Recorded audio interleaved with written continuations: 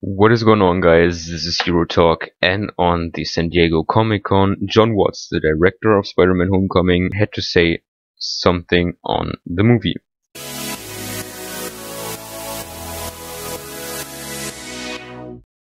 So, in this interview with Jon Watts, he was asked how Spider-Man Homecoming and Spider-Man Peter Parker is fitting into the MCU.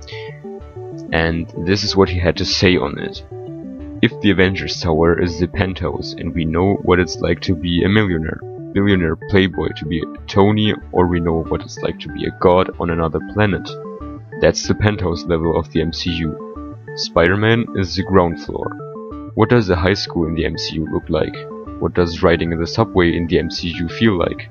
Spider-Man seems like the most perfect opportunity because he's the most regular person in the canon, that I thought he was a great chance to show that what that angle of the MCU feels like. And for me, this is just great news, because we will see Spider-Man and Peter Parker as a normal New Yorker, as a teenager in New York, going to school, having his personality issues and having all his everyday life problems that he has to deal with.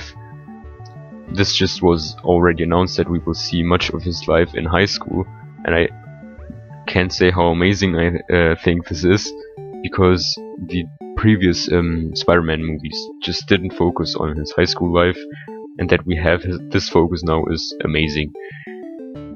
And it's just cool that how the director said, that we will get to see a bit of another world in the MCU, because until now we just saw the world of these very great heroes, as he said, of a billionaire, which is Tony Stark, of a god from another planet and stuff like that. These are very great personalities in the MCU, and Peter Parker and Spider-Man, they are just kind of smaller personalities in this universe. And it's cool that we will get a movie in which we will just see how this is portrayed, how we will see that this is just a smaller level hero, that he isn't just messing around with global